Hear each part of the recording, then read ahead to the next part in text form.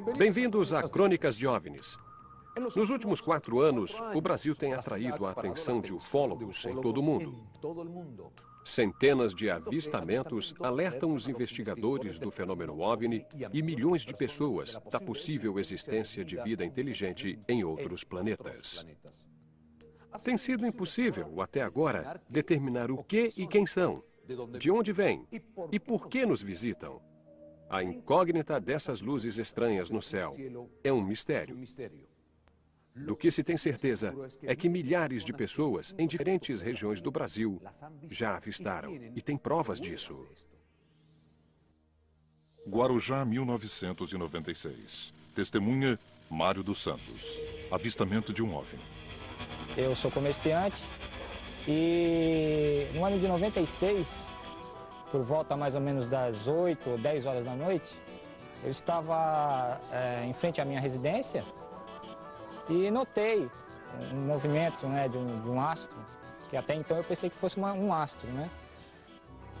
Só que eu notei que ele fazia movimentos como de ida e volta, muito pequenos. Então eu corri até dentro do meu quarto, peguei minha câmera e comecei a filmar.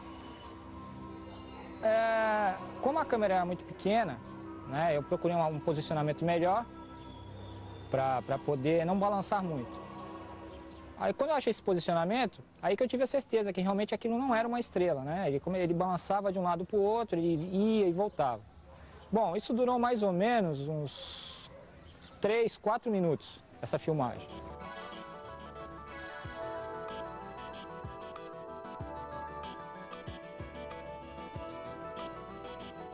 De repente ele sumiu por trás da parede do edifício que eu estava filmando. E coisa de 1 minuto a 2 minutos depois, um helicóptero da base aérea de Santos, né, sobrevoou por cima da minha residência em direção ao local onde estava o objeto, né? Até então o objeto já havia sumido. Aqui o litoral paulista é uma das regiões no Brasil onde mais aparecem esses objetos. É muito comum pessoas avistar objetos entrando e saindo do mar. Aqui na nossa região tem a cidade de Peruíbe, no litoral sul, e Ilhabela, no litoral norte, que os avistamentos são constantes. Toda semana ligam pessoas pra gente dizendo que observaram alguma coisa de estranha no céu.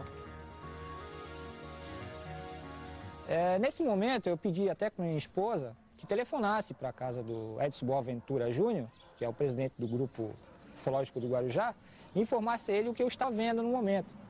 E o mais interessante de tudo é que exatamente neste momento estava na casa do Edson Boaventura Júnior, presidente do Grupo Ufológico do Guarujá, o capitão Paraná, que era capitão da base aérea, e o qual não tinha conhecimento nenhum com o Grupo Ufológico do Guarujá.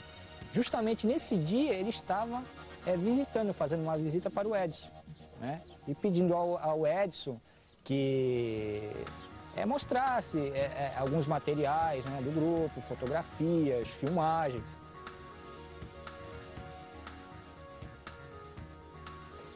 Sabendo disso, eu peguei a fita, né, entrei no meu carro e fui até a casa do Edson. Aí chegando lá, o Edson me apresentou, o capitão Paraná, e colocou a fita no videocassete para que todos ali vissem a respeito do que era. E o capitão informou o seguinte, que aquilo aí não era mais nada menos que um outro helicóptero, tá, que estava também naquela mesma área fazendo um sobrevoo.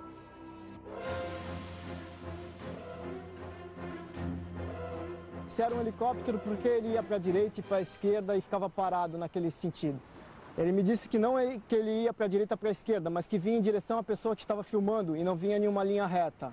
Aí eu disse, se ele vinha em direção à pessoa que estava filmando, por que não passou por cima da casa da pessoa como passou o segundo? Aí ele me disse que o piloto abortou o procedimento padrão de descida e resolveu vir contornando o litoral para observar o mar. Isso era 9 horas da noite. Outro detalhe que eu acho interessante nessa filmagem do helicóptero é que comprova que a Força Aérea monitora o nosso espaço aéreo, por isso que quando acontece alguma coisa eles sempre acabam chegando primeiro do que nós pesquisadores, como aconteceu em Varginha, por exemplo, que quando os pesquisadores ficaram sabendo do caso, o Exército Brasileiro já estava lá há muito tempo na região. Nós chegamos aqui, tentamos negociar a entrada da equipe na base aérea de Santos para descobrir, para ter uma posição oficial deles sobre esse caso. Fomos proibidos de entrar e, segundo o assessor de relações públicas da base aérea, a declaração oficial deles é a seguinte, que o comandante da base aérea de Santos se recusa a se pronunciar sobre este caso. Ele deixou claro que não é a posição necessariamente de toda a Força Aérea Brasileira, mas é a posição do comandante da base aérea de Santos. O primeiro relato oficial de um OVNI foi realizado na Inglaterra por Winston Churchill, em 1912.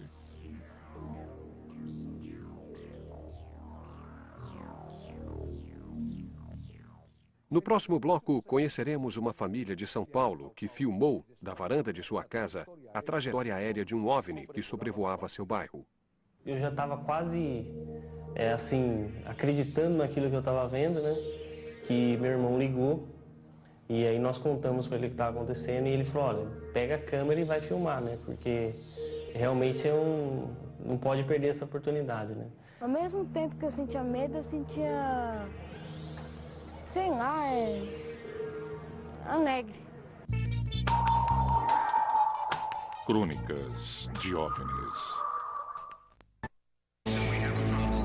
Estamos apresentando Infinito OVNI.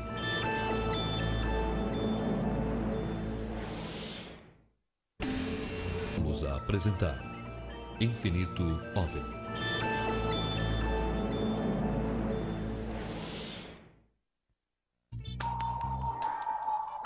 Crônicas de OVNIs. O que você faria se visse uma luz estranha no céu, diferente de tudo o que você já tenha visto antes? Chamaria alguém? Pegaria uma máquina fotográfica ou uma filmadora? Ficaria petrificado ou simplesmente não daria muita importância? Bom, na história a seguir, 2 jovens que moram no bairro de Capão Redondo, em São Paulo, conseguiram gravar uma dessas luzes estranhas durante 4 minutos e meio, em 2 de janeiro de 1998. São Paulo, 1998. Testemunha família Oliveira. Avistamento de um OVNI durante 30 minutos.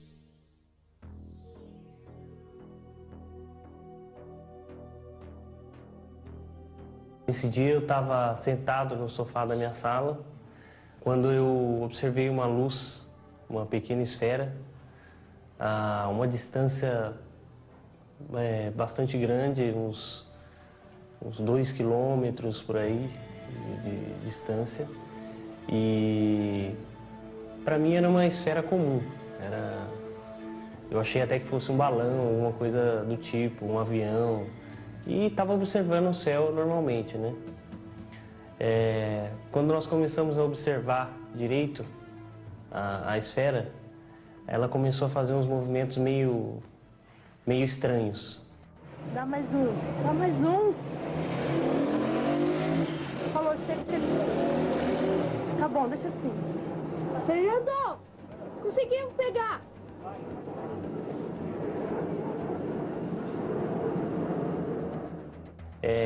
Eu observei isso aí mais ou menos de 15 a 20 minutos, né? E foi quando eu já estava quase, acreditando naquilo que eu estava vendo, né? Que meu irmão ligou e aí nós contamos para ele o que estava acontecendo e ele falou, olha, pega a câmera e vai filmar, né? Porque realmente não pode perder essa oportunidade, né?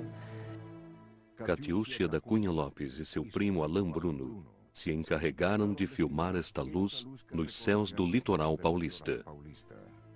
Não, eu sentia ao mesmo tempo que eu sentia medo, eu sentia, sei lá, alegre. Ao mesmo tempo que eu sentia alegre, eu sentia medo e vice-versa.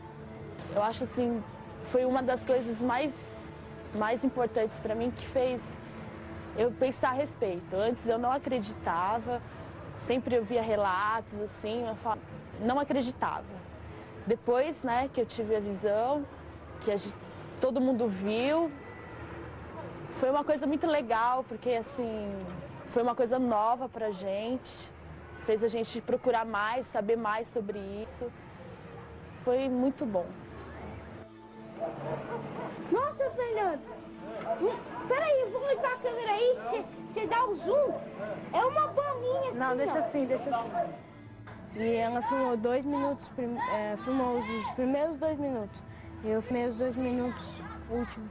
Foi 4 minutos e meio de filmagem. Mas antes ele já estava aqui. Na hora eu fiquei assim, falei, meu Deus, como que pode acontecer uma coisa dessa? E aí ela sumiu, né? Depois de alguns minutos, desapareceu. Agora ele está parado. Tá mexendo agora? E depois, olhando a fita, foi que nós tivemos mais certeza de que realmente era um UFO, uma... Eu não acredito, meu Deus. Deixa o telefone, gente.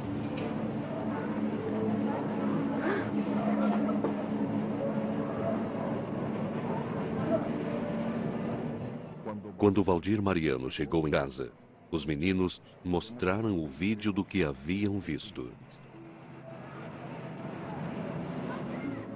Bom, eu não tinha conhecimento nenhum de ufologia, absolutamente nada. Algumas vezes eu li alguma matéria que falava sobre o assunto, não me interessava. Quando eu via também alguma reportagem, eu nunca me interessei, porque eu achava que era uma coisa banal, entendeu?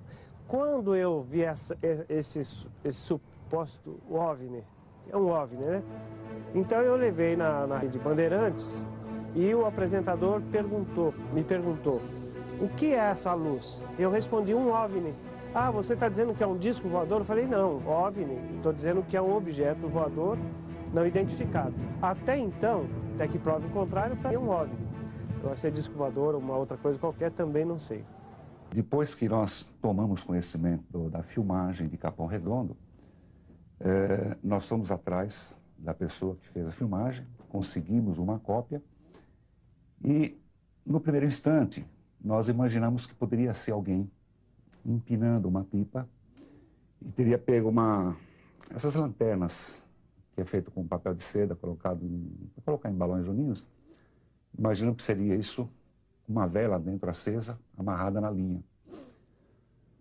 Analisamos essa possibilidade, mas pelos movimentos que esse objeto faz, inclusive passando entre os fios, ou bem próximo de fios, muito próximo do solo, foi descartada totalmente a hipótese. Nós estamos eliminando as hipóteses. Pode ser balão? Não. Pode ser controle remoto, brinquedo? Não. Descartando todas as hipóteses, chegamos à conclusão que realmente se trata de uma sonda ufológica de origem desconhecida, provavelmente extraterrestre. Essas bolinhas de luz que passeiam por bairros populosos são muito comuns aqui no Brasil. Eu, particularmente, já investiguei 4 casos. A razão delas existirem, eu não sei dizer. Mas intriga, porque ela não está despertando a curiosidade que deveria despertar em nossa ciência, a ciência oficial.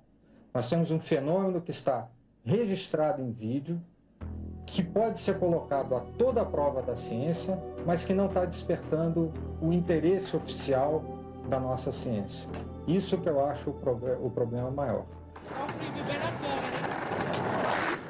Penso que é uma sonda, porque o Claudeiro Covo disse assim que a nave-mãe fica a 10 mil pés de altura e manda um disco voador. Então o disco voador manda a sonda para ver o que tem.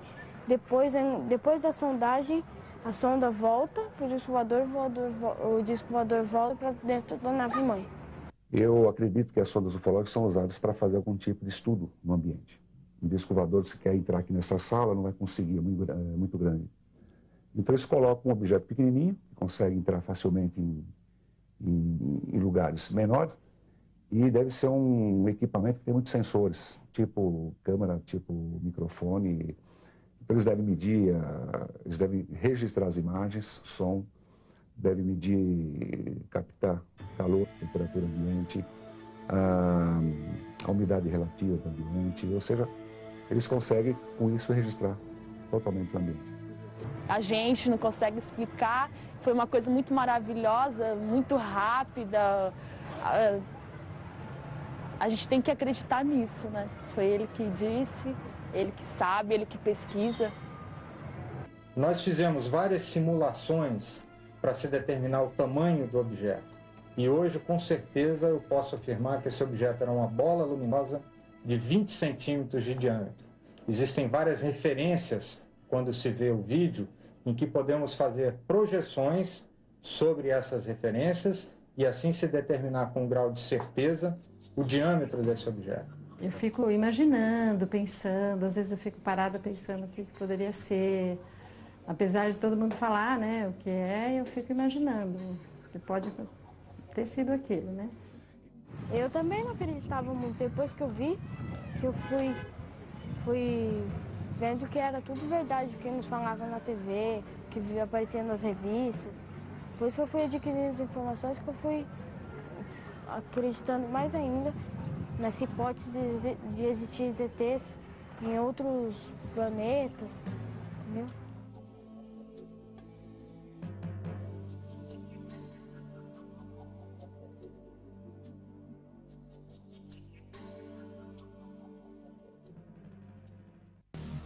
Vários OVNIs foram fotografados durante as missões espaciais da NASA nos anos 60. A filmagem da sonda em Capão Redondo representa uma das provas mais importantes da ufologia brasileira, já que nunca antes se havia filmado um OVNI durante tanto tempo. Em nosso próximo bloco, conheceremos de perto um caso com o polêmico chupa-cabras.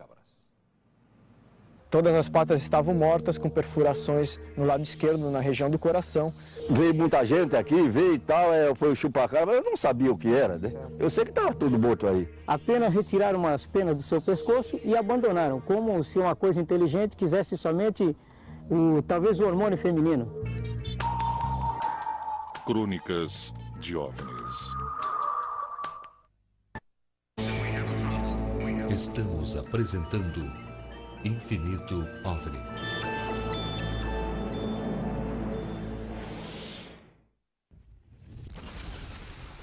Voltamos a apresentar Infinito OVNI.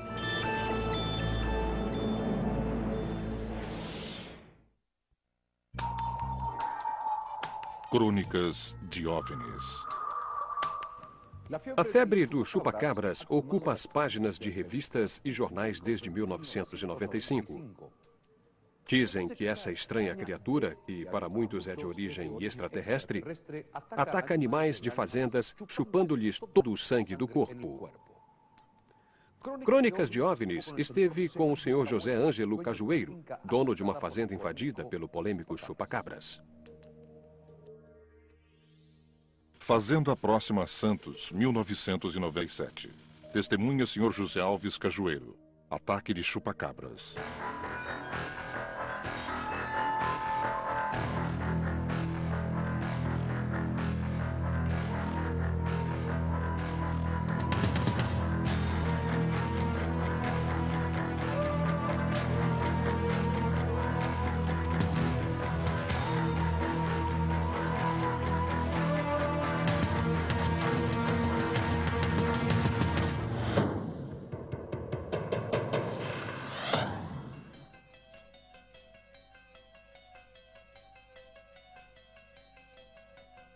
Conta pra gente aí como estavam os animais naquele dia. Naquele dia, de manhã cedo, todo dia eu vinha dar comida para eles. Quando eu cheguei aqui na porta do galinheiro, que eu abri, eles estavam todos aqui de barriga para cima, né? Então eu vim, dei comida para as outras galinhas e vim para tanger eles para comer. Quando cheguei aqui estava tudo morto, de para cima com um buraco no peito, né? Então eram 11. Era 8 aqui atrás e 2 aqui nesse lugar, né? Tinha 3 que não tinha defeito nenhum, estava do mesmo jeito que elas eram, né? Sim. Aí veio muita gente aqui, veio e tal, foi o chupacabra, mas eu não sabia o que era, né? Eu sei que estava tudo morto aí. Na madrugada de 25 de julho de 1997, uma estranha criatura atacou 11 patos na fazenda do senhor José Alves Cajueiro.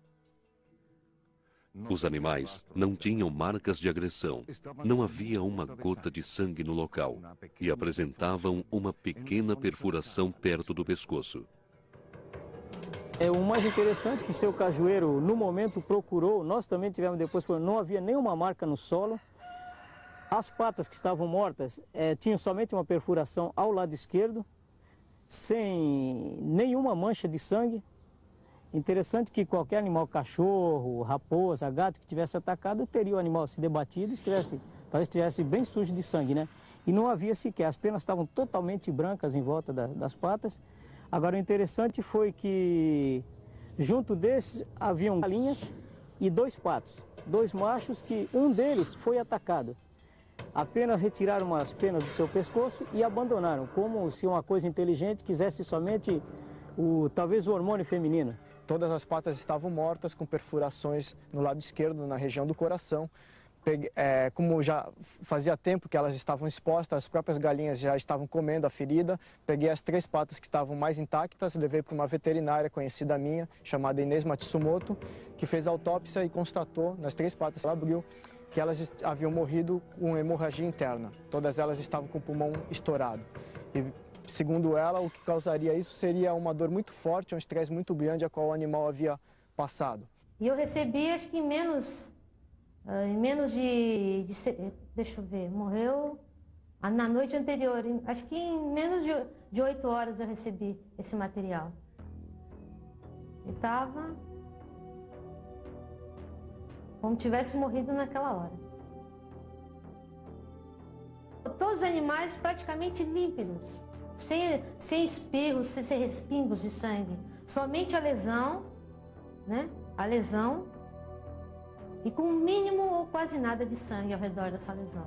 As lesões parecem ser de animais, mas aqui animais não dá para saber. Um cão eu sei que não foi.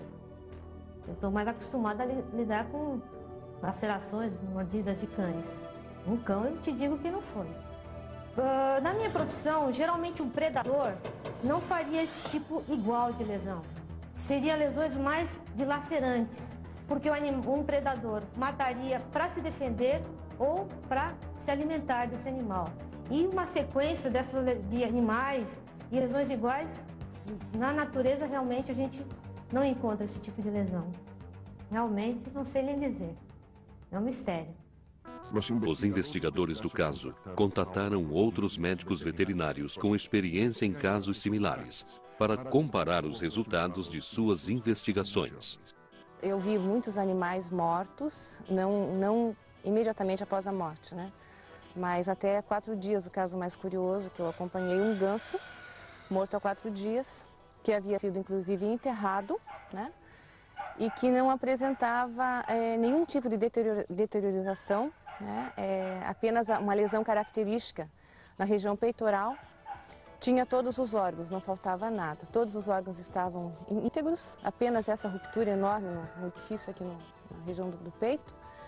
E o que mais me chamou a atenção é o fato de não haver nenhum tipo de cheiro, né? O animal estava completamente íntegro, como se tivesse sido morto há poucas horas, né? Também não havia presença de sangue, né? Em nenhum dos órgãos havia sangue. As análises comparativas têm permitido aos investigadores entender melhor esta criatura, mas os esforços para identificá-la têm sido em vão. Eu acho que pode até ser um animal, mas ele é inteligente, porque a maneira como ele ataca, sempre da mesma maneira, do mesmo sistema, a maneira de ele agir, tem uma inteligência por trás disso. Eu tenho para mim que desse mundo não é, porque do jeito que era a cerca aí, cerca com 3 metros de altura a rede, não rasgou, não quebrou nenhum morão, não tinha arrasto. E realmente, no meu modo de pensar, essa criatura, o que quer que seja, ela voa, ela vem sempre por cima, jamais por baixo, pelo que nós constatamos. E hoje estamos aqui verificando, já foi demolido no local onde havia esse cercado, né? E o que foi constatado também, que eu achei muito interessante, é que os cachorros que estavam ao lado, 3 cachorros bravos que tomam conta da área, não latiram. Por sinal, o mais bravo de todo, 3 horas da manhã, foi encontrado embaraçado na rede deste cercado, onde ele teve que cortar a rede para salvar o cachorro. A partir desse dia, esse cachorro passou a ficar super agressivo, era um cachorro de guarda, mais calmo com a família, e passou a agredir todo mundo. E esse cachorro teve que ser doado a uma família porque não havia mais condições de viver nesse local. 8 meses depois dos acontecimentos, um jovem da região disse ter visto um objeto voador não identificado sobrevoando a fazenda do senhor Cajueiro na noite em que os animais foram mortos. Depois então, depois de 8 meses do acontecido, foi que apareceu esse casal falando que na noite do acontecido aqui, eles iam atravessando ao lado de lá, tem a outra estrada que vai para o ferry-boat, pegar o ferry-boat, né? E ele viu o objeto, também não me falou do jeito que era. Como pesquisador, eu não associei nenhuma coisa que ligue ao fenômeno ufológico. A não ser agora que fiquei sabendo recentemente que naquele mesmo dia teve um casal que observou um objeto aqui na região. Segundo as minhas pesquisas, eu levantei 3 hipóteses para o animal. Ou seria realmente um animal extraterrestre que foi implantado na Terra, ou um animal criado em laboratório por alguma superpotência que perderam o controle sobre isso, ou até mesmo um animal que já existisse aqui na Terra, mas que nunca foi catalogado em nossa zoologia e que de repente está vindo à tona e causando esses ataques a esses animais. Uma pesquisa realizada em 1991 revelou que 4 milhões de americanos acreditam que já foram abduzidos. No próximo bloco, saberemos o que, para alguns ufólogos, foi o caso mais importante do país: a Noite Oficial dos OVNIs. Isso foi se aproximando de São José dos Campos, depois um segundo objeto, um terceiro objeto, um quarto. Foi um total de 21, um show de objetos nos céus. E esse caso passou para a ufologia como um dos casos mais importantes da ufologia brasileira. Eu acho que foi, em termos de ufologia nacional, em termos de ufologia até mundial, talvez tenha sido uma coisa inédita. Eu não conheço em nenhum momento militares, né, pilotos falando sobre esse assunto abertamente. Crônicas de OVNIs. Estamos apresentando Infinito OVNI.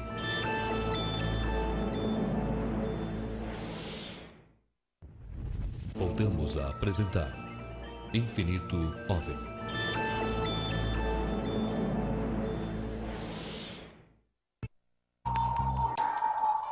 Crônicas de OVNIs.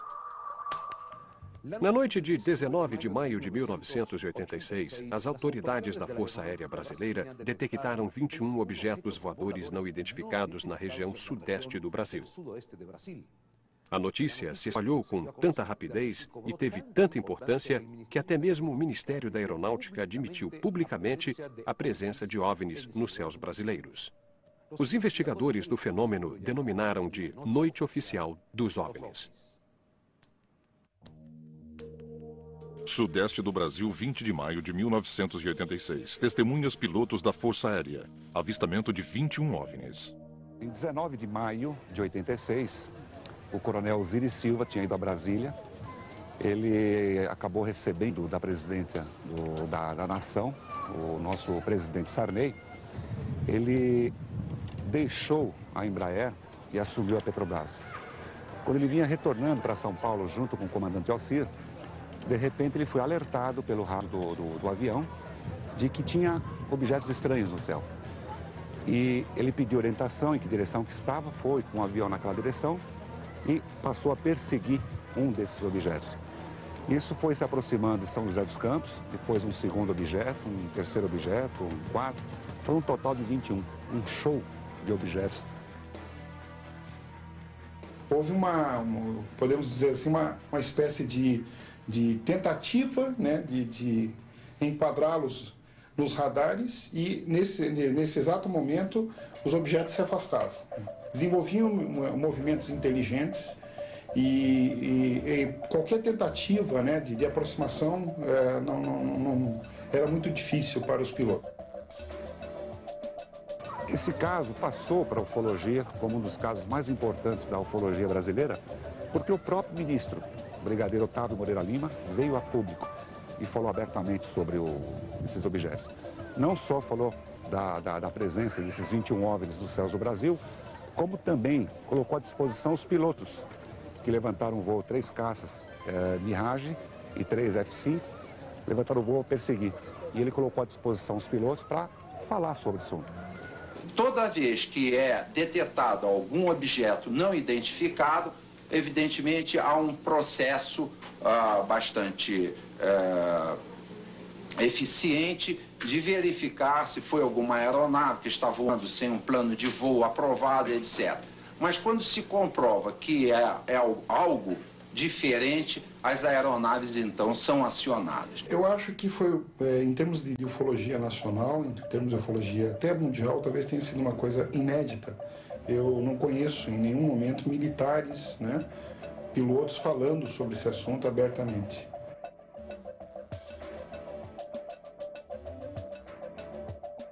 Um caso que teve não só uma repercussão nacional, mas também isso foi de conhecimento do mundo inteiro. Vários órgãos da imprensa e outros países também deram destaque, porque foi um fato importantíssimo que ocorreu dentro da casuística brasileira. Os cientistas tentaram explicar o fenômeno UFO como sendo um balão, como sendo nuvem, como sendo um reflexo e outras coisas que não faziam sentido. Então acho que a aeronáutica voltou atrás, refletiu sobre a não aceitação do fenômeno UFO por parte dos nossos cientistas e resolveu não falar mais sobre o assunto. Em 1991, nós estávamos acompanhando um programa de televisão em rede nacional e na oportunidade o ministro da Aeronáutica, Sócrates Monteiro, já era de outro governo, ele estava abordando assuntos relacionados à aeronáutica e o apresentador de televisão, ele perguntou sobre os discos voadores, né?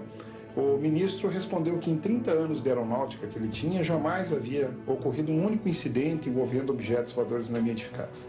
E naquele momento eu fiquei um tanto revoltado, porque há seis anos antes nós tínhamos a informação do ministro, dos pilotos, de que perseguiram objetos voadores não identificados. E nesse período também foram registrados casos de abduções. Nessa época, um dos grandes pesquisadores brasileiros acompanhou de perto essa questão da abdução e pesquisou e constatou realmente um caso autêntico de abdução nesse mesmo período. Eu e minha prima Débora, nós fomos numa discoteca, né, num dia de sábado, no dia 14 de junho de 86. E ao chegarmos lá na discoteca, nós íamos nos encontrar com um amigo. Só que esse amigo, ele não tinha ido naquele dia, então nós tivemos que sair mais cedo da discoteca. Então, quando foi mais ou menos em torno das 11h30 da noite, nós resolvemos voltar para casa, né? E nessa noite eu ia dormir na casa da minha prima, porque ficava mais próxima da discoteca. Então nós saímos da discoteca, fomos pegar um ônibus. Nós ficamos no ponto do ônibus até mais ou menos uns 20 minutos esperando. E quando nós pegamos o ônibus, nós sentamos no banco de trás e nós fomos conversando, né? Aí chegou um determinado momento que a minha prima, ela falou assim para mim: Beth, olha que estranha aquela luzinha, até parece que está seguindo o ônibus, porque nós olhando assim pela janela do ônibus, a gente via aquela luzinha acompanhando, né, o trajeto do ônibus. Até eu olhei assim para ela e falei assim: ah, Débora, deve ser um avião, um balão, qualquer coisa, é impressão, né? Depois que desceram na rua Cânhamo do Canadá, elas caminharam a pé e a luz de repente se afastou e sumiu, desapareceu. Aí deu assim até um alívio, né? Nós pensamos assim, ainda bem que isso aí foi embora, sumiu. Só que ao chegar lá na rua da casa da minha tia, que era uma rua sem saída, no fundo assim tinha um campo de futebol assim enorme, né? Aí quando nós chegamos lá, nós nos deparamos com um objeto parado, imóvel. Ele estava assim, a mais ou menos a uns 5 metros de altura, assim. Aí passou-se alguns anos, né? A minha prima, ela foi morar na Inglaterra e eu continuei morando aqui em São Paulo. Só que ela, lá na Inglaterra, ela começou a ter lembranças, imagens de seres, e eu também comecei a ter lembranças, né, de seres. Aí nós resolvemos procurar um ufólogo, né? Aí foi quando nós fizemos a regressão de memória. Aí a gente conseguiu lembrar o que aconteceu quando a gente viu aquela luz parada lá no campo de futebol. E essa luz, ela... quando nós fizemos a regressão, nós conseguimos nos lembrar o que tinha acontecido. E o que aconteceu foi o seguinte: quando nós nos deparamos com essa luz no campo de futebol, do objeto estava descendo da parte central embaixo uma luz, e para frente tinha um ser no chão e outro mais perto desse cone de luz. E quando nós vimos aquilo, nós nos sentimos assim impulsionadas a ir em direção daquele objeto, aqueles seres. E nós fomos caminhando, mesmo contra a nossa vontade. Era como se algo assim nos chamasse. E aí nós entramos nesse cone de luz, né? E a gente subiu assim, flutuando no ar. E quando nós entramos dentro do objeto, tinha mais outros seres lá dentro. Dois pegaram e conduziram a minha prima para uma outra sala, e outros dois me conduziram para outra sala. E nessa sala, eles me deitaram numa espécie de cama, né? Uma cama assim, baixinha, sem nenhum outro assim, apetrechos, né? E eu queria sair dali, eu queria me movimentar, sair dali, mas eu não conseguia sair dali. Eu estava me sentindo assim, apavorada de estar naquele local, né? Aí esse que estava do meu lado, ele se aproximou com eu vou dizer assim, com uma espécie assim de fio, que tinha tipo um ganchinho na ponta com uma esfera pequenininha assim, tipo o tamanho da cabeça de um alfinete. E ele foi se aproximando com aquilo perto da minha narina. E eu quando vi ele se aproximando com aquilo, eu fui ficando assim apavorada, porque pela forma que ele veio, eu senti que ele ia colocar no meu nariz, né? E aí ele foi se aproximando com aquilo e foi colocando. E é interessante assim, eu torno até a falar que eu estava assim paralisada, eu não conseguia me mexer. Aí eles foram colocando aquilo no meu nariz, e tinha essa telinha que ficava mais ou menos numa posição meio de frente de mim, e eu fui vendo aquela, assim, tipo, parecia o contorno, assim, da minha cabeça e o percurso que aquilo estava fazendo, aquele fio, né? E ele chegou mais ou menos aqui na altura da base da minha nuca. Muitos casos desse tipo têm ocorrido no Brasil, nós temos investigado muitos casos, e praticamente é semelhante. A forma como isso ocorre é igual no mundo inteiro, praticamente. Eles não passam assim nenhuma emoção, assim, eles parecem assim ser bem frios, e a boca é só uns lábios assim bem fininhos, não tem orelhas, o nariz são só 2 furinhos, né? E a pele é uma pele que lembra pele de lagartixa. Elas narram seres pequenos, de 1,20 m, 1,30 m de altura, cabeça grande, olhos grandes, não tinha nenhum tipo de pelo no rosto, e pelo menos eles mantiveram as duas, pelo menos umas 6 horas dentro de uma nave, fazendo uma série de exames. A bolinha, ela ficou dentro da minha cabeça, e depois de alguns anos, né, depois que eu fiz a regressão de memória, que eu fiquei sabendo que isso tinha ficado dentro de mim, eu fiz uma ressonância magnética para ver se o objeto ainda se encontrava, né, dentro de mim. Só que o objeto ele já não estava.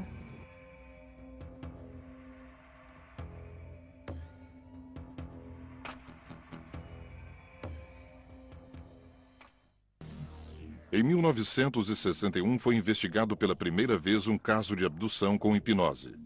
O casal Betty e Barney Hill, nos Estados Unidos. Por hoje é só. Esperamos por você em breve com novas histórias. Até a próxima.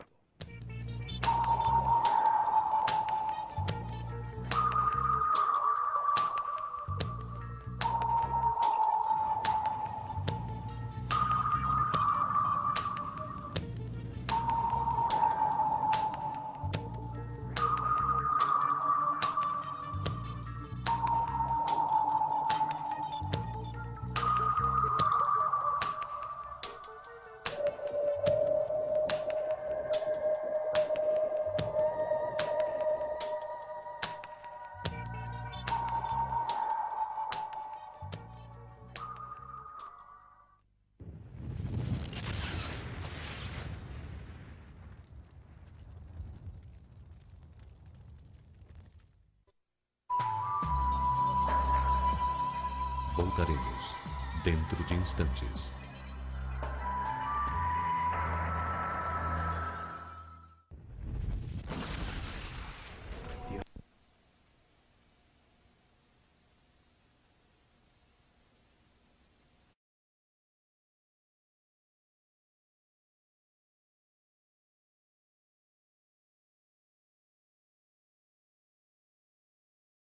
Bem-vindos a Crônicas de OVNIs. Nos últimos 4 anos, o Brasil tem atraído a atenção de ufólogos em todo o mundo. Centenas de avistamentos alertam os investigadores do fenômeno OVNI e milhões de pessoas da possível existência de vida inteligente em outros planetas. Tem sido impossível, até agora, determinar o que e quem são, de onde vêm e por que nos visitam. A incógnita dessas luzes estranhas no céu é um mistério.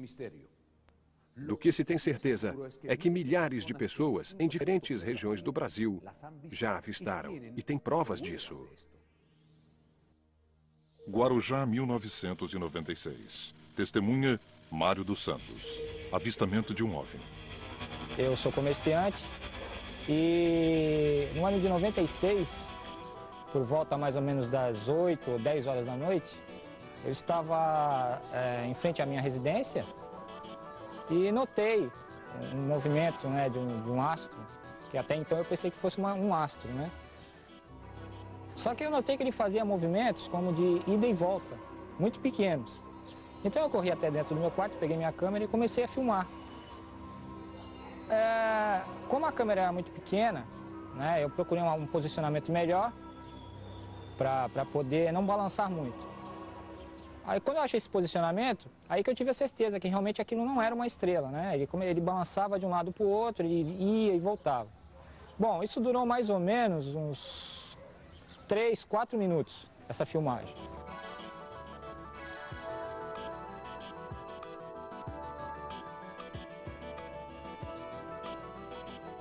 De repente ele sumiu por trás da parede do edifício que eu estava filmando.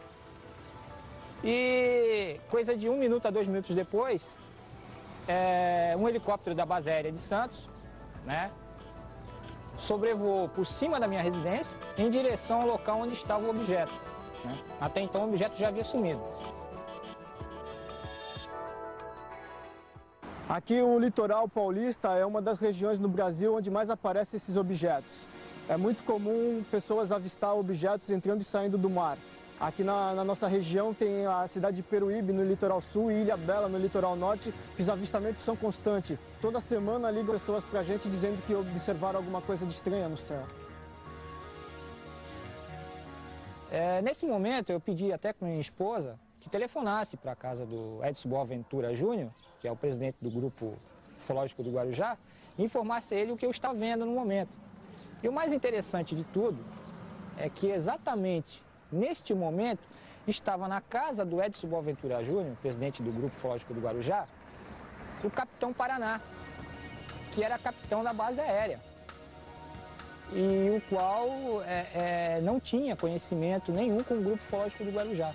Justamente nesse dia ele estava visitando, fazendo uma visita para o Edson, né? E pedindo ao Edson que mostrasse alguns materiais, né, do grupo, fotografias, filmagens.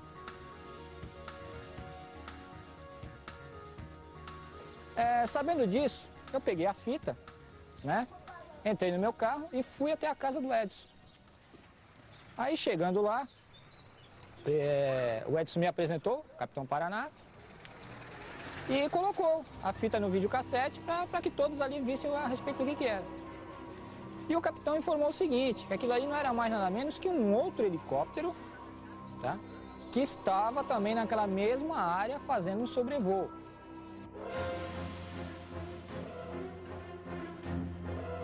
Se era um helicóptero, porque ele ia para a direita e para a esquerda e ficava parado naquele sentido.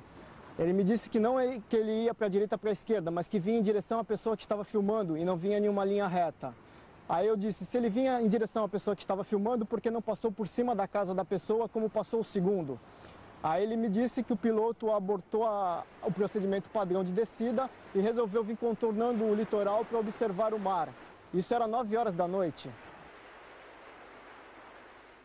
Outro detalhe que eu acho interessante nessa filmagem do helicóptero é que comprova que a Força Aérea monitora o nosso espaço aéreo, por isso que quando acontece alguma coisa eles sempre acabam chegando primeiro do que nós pesquisadores, como aconteceu em Varginha, por exemplo, que quando os pesquisadores ficaram sabendo do caso, o Exército Brasileiro já estava lá há muito tempo na região.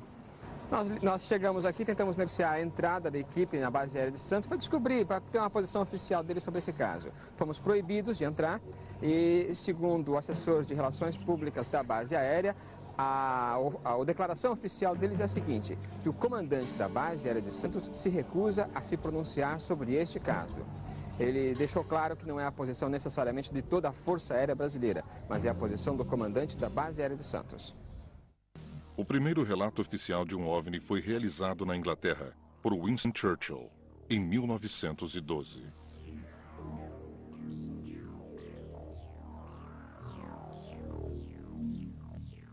No próximo bloco, conheceremos uma família de São Paulo que filmou, da varanda de sua casa, a trajetória aérea de um OVNI que sobrevoava seu bairro. Eu já estava quase, acreditando naquilo que eu estava vendo, né? Que meu irmão ligou e aí nós contamos para ele o que estava acontecendo e ele falou, olha, pega a câmera e vai filmar, né? Porque realmente não pode perder essa oportunidade, né? Ao mesmo tempo que eu sentia medo, eu sentia... sei lá, alegre. Crônicas de OVNIs. Estamos apresentando Infinito OVNI.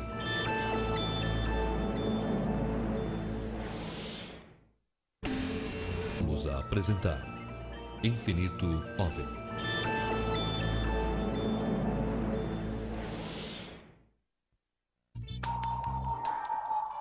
Crônicas de OVNIs. O que você faria se visse uma luz estranha no céu, diferente de tudo o que você já tenha visto antes? Chamaria alguém? Pegaria uma máquina fotográfica ou uma filmadora? Ficaria petrificado ou simplesmente não daria muita importância? Bom, na história a seguir, 2 jovens que moram no bairro de Capão Redondo, em São Paulo, conseguiram gravar uma dessas luzes estranhas durante 4 minutos e meio, em 2 de janeiro de 1900. Consegue, com isso, registrar totalmente o ambiente. A gente não consegue explicar, foi uma coisa muito maravilhosa, muito rápida. A gente tem que acreditar nisso, né? Foi ele que disse, ele que sabe, ele que pesquisa. Nós fizemos várias simulações para se determinar o tamanho do objeto. E hoje, com certeza, eu posso afirmar que esse objeto era uma bola luminosa de 20 centímetros de diâmetro. Existem várias referências, quando se vê o vídeo, em que podemos fazer projeções sobre essas referências e assim se determinar com um grau de certeza o diâmetro desse objeto. Eu fico imaginando, pensando, às vezes eu fico parada pensando o que poderia ser. Apesar de todo mundo falar, né, o que é, eu fico imaginando que pode ter sido aquilo, né? Eu também não acreditava muito. Depois que eu vi, que eu fui vendo que era tudo verdade, o que nos falavam na TV, que vivia aparecendo nas revistas. Depois que eu fui adquirindo as informações, que eu fui acreditando mais ainda nessa hipótese de existir ETs em outros planetas, entendeu?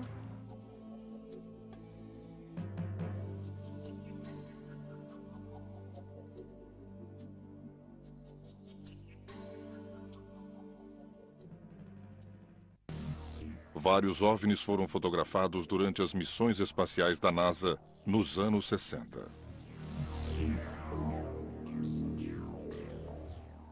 A filmagem da sonda em Capão Redondo representa uma das provas mais importantes da ufologia brasileira, já que nunca antes se havia filmado um OVNI durante tanto tempo. Em nosso próximo bloco, conheceremos de perto um caso com o polêmico chupa-cabras. Todas as patas estavam mortas, com perfurações no lado esquerdo, na região do coração.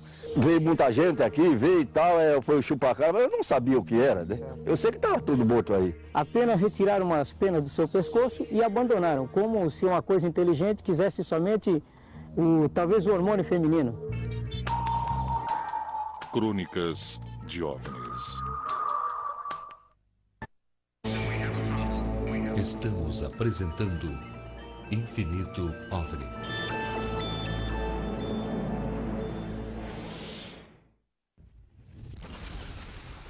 Voltamos a apresentar Infinito OVNI.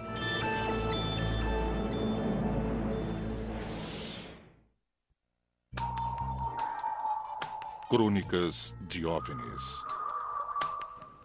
A febre do chupa-cabras ocupa as páginas de revistas e jornais desde 1995.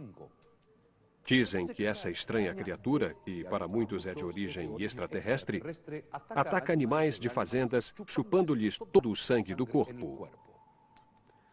Crônicas de OVNIs esteve com o senhor José Ângelo Cajueiro, dono de uma fazenda invadida pelo polêmico chupa-cabras. Fazenda Próxima a Santos, 1997. Testemunha senhor José Alves Cajueiro. Ataque de chupa-cabras.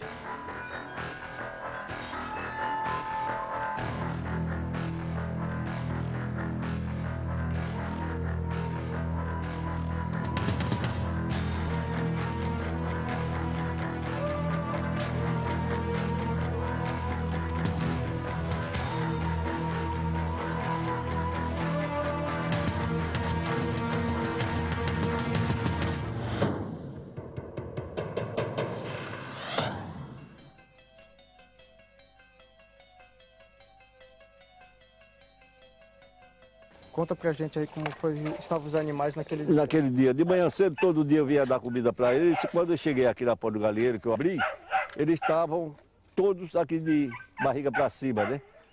Então eu vim, dei comida para as outras galinhas e vim para tanger eles para comer. Quando cheguei aqui, estava tudo morto, de para cima com um buraco no peito, né? Então eram 11. Era 8 aqui atrás e 2 aqui nesse lugar, né? Tinha 3 que não tinha defeito nenhum, estava do mesmo jeito que elas eram, né? Sim. Aí veio muita gente aqui, veio e tal, foi o chupa-cabra, mas eu não sabia o que era, né? Eu sei que estava tudo morto aí. Na madrugada de 25 de julho de 1997, uma estranha criatura atacou 11 patos na fazenda do senhor José Alves Cajueiro. Os animais não tinham marcas de agressão, não havia uma gota de sangue no local e apresentavam uma pequena perfuração perto do pescoço. O mais interessante é que seu Cajueiro, no momento, procurou, nós também tivemos depois, não havia nenhuma marca no solo. As patas que estavam mortas tinham somente uma perfuração ao lado esquerdo, sem nenhuma mancha de sangue. Interessante que qualquer animal, cachorro, raposa, gato que tivesse atacado, teria o animal se debatido e talvez estivesse bem sujo de sangue, né? E não havia sequer, as penas estavam totalmente brancas em volta das patas. Agora o interessante foi que junto desses haviam galinhas e 2 patos, 2 machos que um deles foi atacado.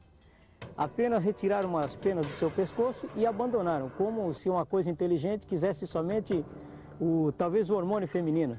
Todas as patas estavam mortas, com perfurações no lado esquerdo, na região do coração. Como já fazia tempo que elas estavam expostas, as próprias galinhas já estavam comendo a ferida. Peguei as 3 patas que estavam mais intactas, levei para uma veterinária conhecida minha, chamada Inês Matsumoto, que fez a autópsia e constatou, nas 3 patas que ela abriu, que elas haviam morrido com hemorragia interna. Todas elas estavam com o pulmão estourado. E, segundo ela, o que causaria isso seria uma dor muito forte, um estresse muito grande, a qual o animal havia passado. E eu recebi, acho que em menos de deixa eu ver, morreu na noite anterior, acho que em menos de 8 horas eu recebi esse material. E estava como tivesse morrido naquela hora. Todos os animais praticamente límpidos, sem espirros, sem respingos de sangue. Somente a lesão, né? A lesão e com o mínimo ou quase nada de sangue ao redor dessa lesão. As lesões parecem ser de animais, mas aqui animais não dá para saber. Um cão eu sei que não foi. Eu estou mais acostumada a lidar com lacerações, mordidas de cães. Um cão eu te digo que não foi. Na minha profissão, geralmente um predador não faria esse tipo igual de lesão. Seria lesões mais dilacerantes, porque um predador mataria para se defender ou para se alimentar desse animal. E uma sequência de animais e lesões iguais, na natureza realmente a gente não encontra esse tipo de lesão. Realmente não sei nem dizer. É um mistério. Os investigadores do caso contataram outros médicos veterinários com experiência em casos similares para comparar os resultados de suas investigações. Eu vi muitos animais mortos, não imediatamente após a morte, né? Mas até 4 dias, o caso mais curioso, que eu acompanhei um ganso morto há 4 dias, que havia sido inclusive enterrado, né? E que não apresentava nenhum tipo de deteriorização, né? Apenas uma lesão característica na região peitoral. Tinha todos os órgãos, não faltava nada. Todos os órgãos estavam íntegros, apenas essa ruptura enorme no orifício aqui na região do peito. E o que mais me chamou a atenção é o fato de não haver nenhum tipo de cheiro, né? O animal estava completamente íntegro, como se tivesse sido morto há poucas horas, né? Também não havia presença de sangue, né? Em nenhum dos órgãos havia sangue. As análises comparativas têm permitido aos investigadores entender melhor esta criatura, mas os esforços para identificá-la têm sido em vão. Eu acho que pode até ser um animal, mas ele é inteligente, porque a maneira como ele ataca, sempre da mesma maneira, do mesmo sistema, a maneira de ele agir, tem uma inteligência por trás disso. Eu tenho para mim que desse mundo não é, porque do jeito que era a cerca aí, cerca com 3 metros de altura a rede, não rasgou, não quebrou nenhum morão, não tinha arrasto. E realmente, no meu modo de pensar, essa criatura, o que quer que seja, ela voa, ela vem sempre por cima, jamais por baixo, pelo que nós constatamos. E hoje estamos aqui verificando, já foi demolido no local onde havia esse cercado, né? E o que foi constatado também, que eu achei muito interessante, é que os cachorros que estavam ao lado, 3 cachorros bravos que tomam conta da área, não latiram. Por sinal, o mais bravo de todo, 3 horas da manhã, foi encontrado embaraçado na rede deste cercado, onde ele teve que cortar a rede para salvar o cachorro. A partir desse dia, esse cachorro passou a ficar super agressivo, era um cachorro de guarda, mais calmo com a família, e passou a agredir todo mundo. E esse cachorro teve que ser doado a uma família, porque não havia mais condições de viver nesse local. 8 meses depois dos acontecimentos, um jovem da região disse ter visto um objeto voador não identificado sobrevoando a fazenda do senhor Cajueiro na noite em que os animais foram mortos. Depois então, depois de 8 meses do acontecido, foi que apareceu esse casal falando que na noite do acontecido aqui, eles iam atravessando ao lado de lá, tem a outra estrada que vai para o ferryboat, pegar o ferryboat, né? E ele viu o objeto, também não me falou do jeito que era. Como pesquisador, eu não associei nenhuma coisa que ligue ao fenômeno ufológico. A não ser agora que fiquei sabendo recentemente que naquele mesmo dia teve um casal que observou um objeto aqui na região.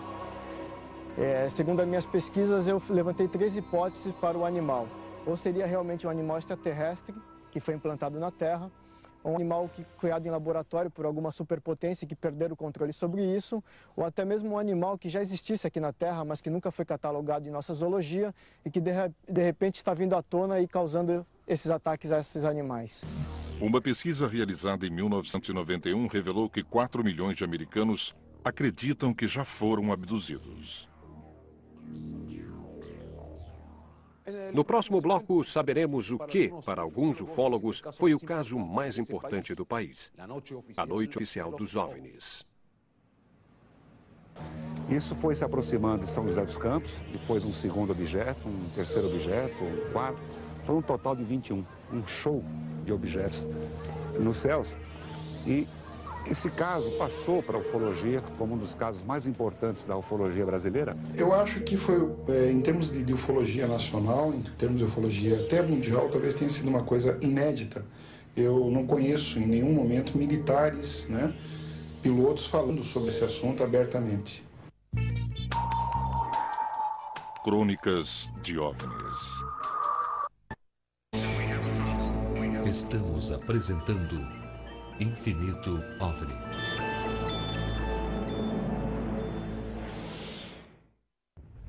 Voltamos a apresentar Infinito OVNI.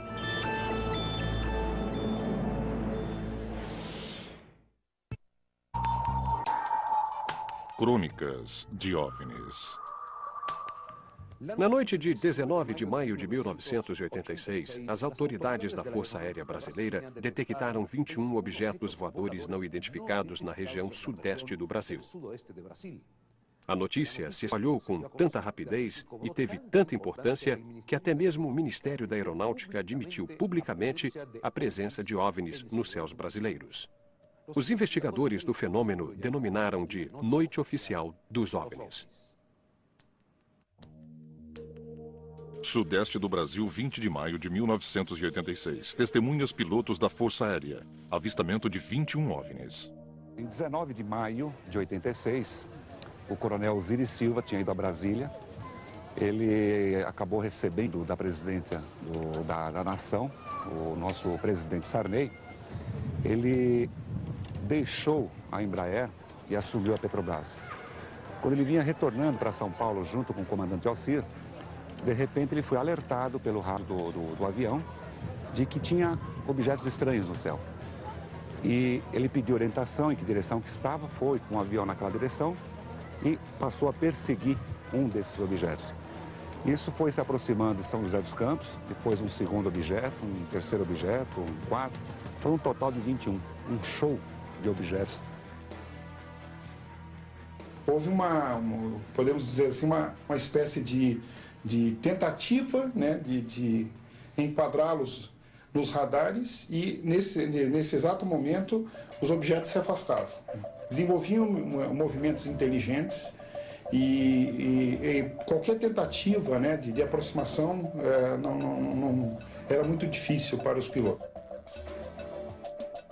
Esse caso passou para a ufologia como um dos casos mais importantes da ufologia brasileira, porque o próprio ministro, o brigadeiro Otávio Moreira Lima, veio a público e falou abertamente sobre esses objetos. Não só falou da presença desses 21 OVNIs dos céus do Brasil, como também colocou à disposição os pilotos, que levantaram voo 3 caças Mirage e 3 F-5, levantaram o voo a perseguir. E ele colocou à disposição os pilotos para falar sobre o assunto. Toda vez que é detectado algum objeto não identificado, evidentemente há um processo bastante eficiente de verificar se foi alguma aeronave que está voando sem um plano de voo aprovado, etc. Mas quando se comprova que é algo diferente, as aeronaves então são acionadas. Eu acho que foi, em termos de ufologia nacional, em termos de ufologia até mundial, talvez tenha sido uma coisa inédita. Eu não conheço em nenhum momento militares, né, pilotos falando sobre esse assunto abertamente.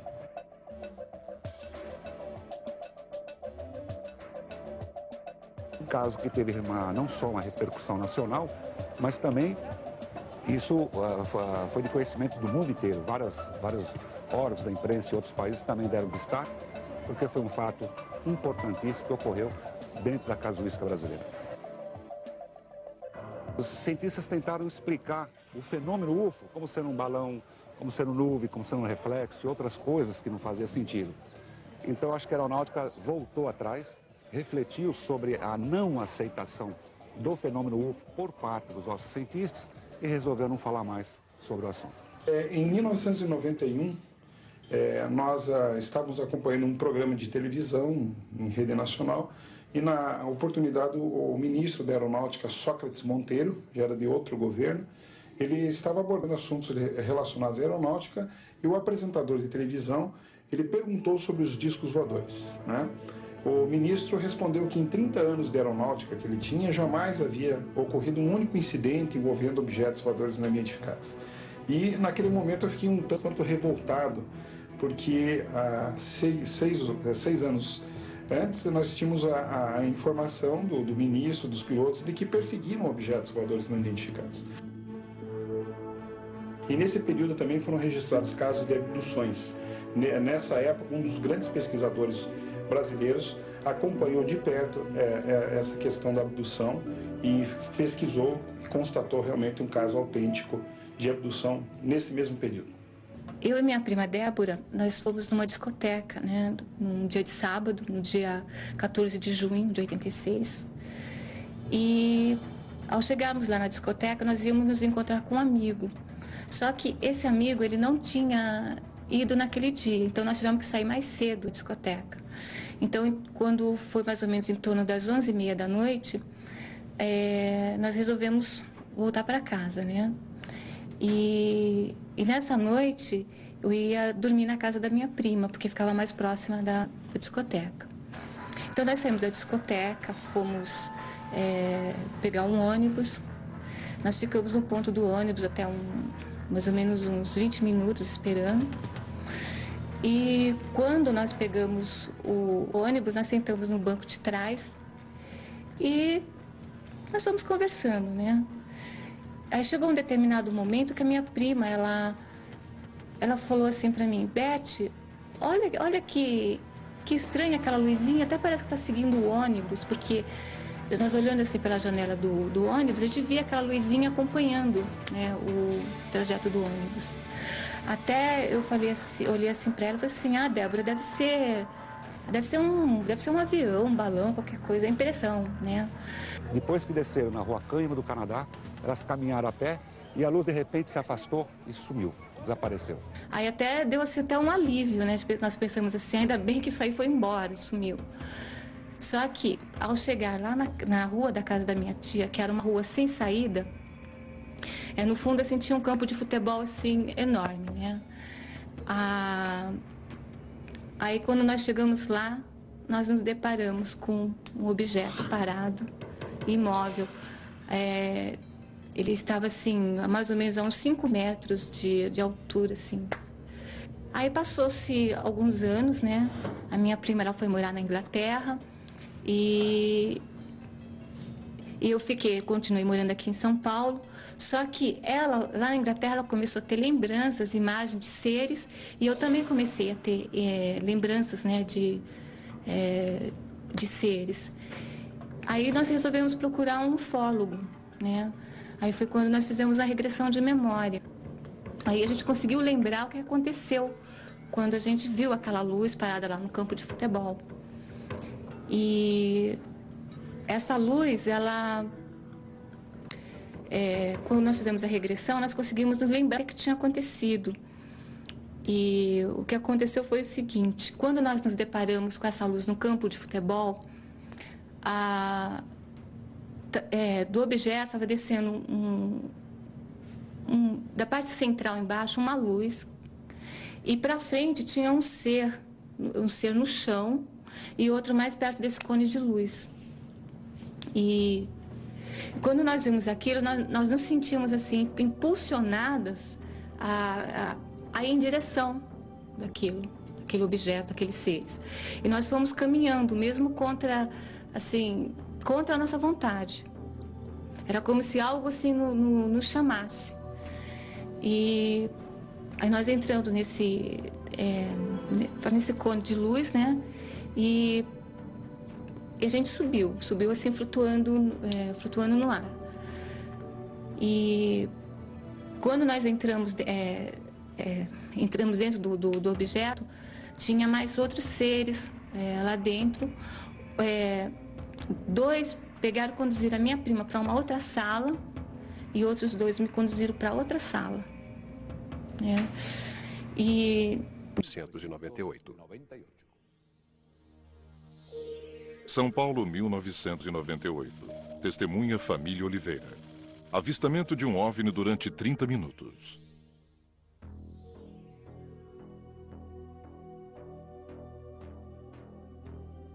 Esse dia eu estava sentado no sofá da minha sala, quando eu observei uma luz, uma pequena esfera, a uma distância bastante grande, uns 2 quilômetros por aí de distância. E para mim era uma esfera comum. Eu achei até que fosse um balão, alguma coisa do tipo, um avião. E estava observando o céu normalmente, né? Quando nós começamos a observar direito a esfera, ela começou a fazer uns movimentos meio estranhos. Dá mais um. Dá mais um. Falou, chega. Tá bom, deixa assim. Fernando! Conseguimos pegar!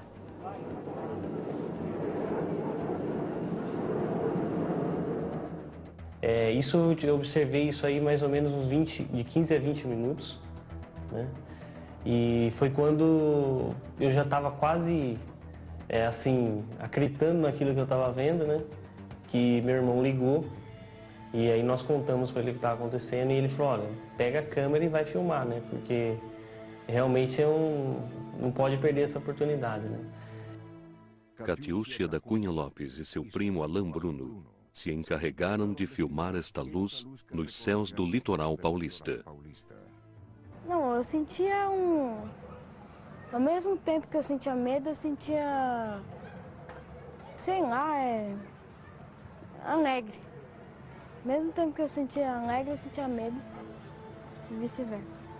Eu acho assim, foi uma das coisas mais importantes para mim que fez eu pensar a respeito. Antes eu não acreditava, sempre eu via relatos assim, eu não acreditava. Depois, né, que eu tive a visão, que todo mundo viu, foi uma coisa muito legal, porque assim, foi uma coisa nova pra gente, fez a gente procurar mais, saber mais sobre isso. Foi muito bom. Nossa, Fernando! Peraí, vou ligar a câmera aí, você dá o zoom. É uma bolinha. Não, deixa assim, deixa assim. E ela filmou 2 minutos, filmou os primeiros 2 minutos. E eu filmei os 2 minutos últimos. Foi 4 minutos e meio de filmagem. Mas antes ele já estava aqui. Na hora eu fiquei assim, falei, meu Deus, como que pode acontecer uma coisa dessa? E aí ela sumiu, né? Depois de alguns minutos, desapareceu. Agora ele está parado. Tá mexendo agora? E depois, olhando a fita, foi que nós tivemos mais certeza de que realmente era um UFO, Eu não acredito, meu Deus. Esse telefone, gente.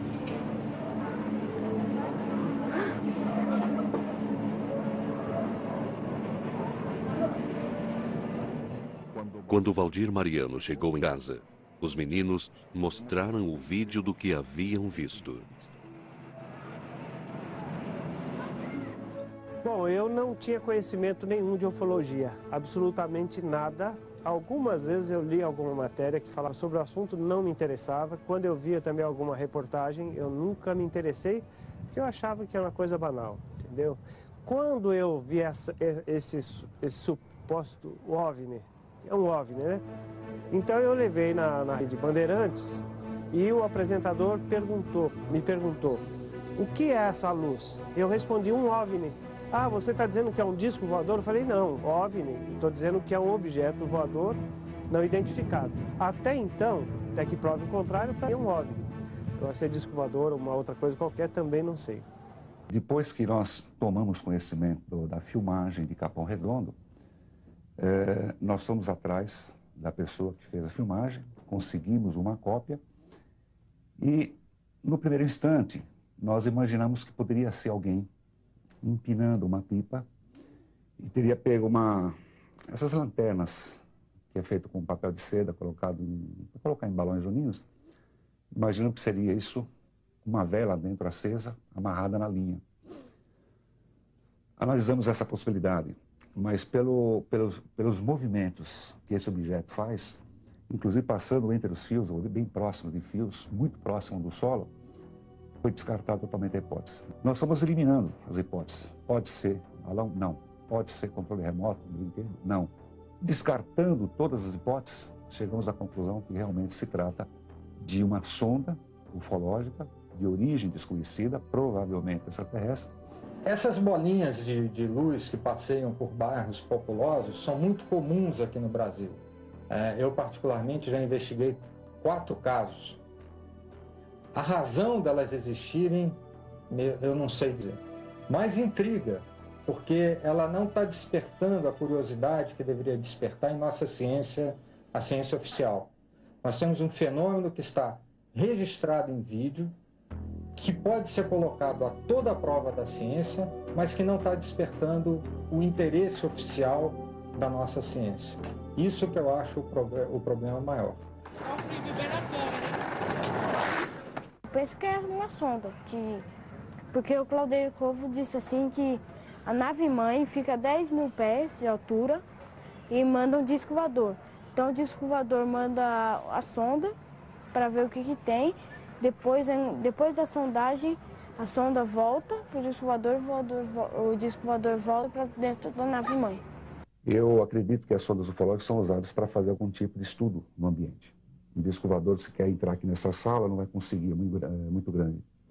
Então eles colocam um objeto pequenininho, que consegue entrar facilmente em lugares menores, e deve ser um equipamento que tem muitos sensores, tipo câmera, tipo microfone. Então eles devem medir, eles devem registrar as imagens, som, devem medir, captar calor, temperatura ambiente, a umidade relativa do ambiente, ou seja,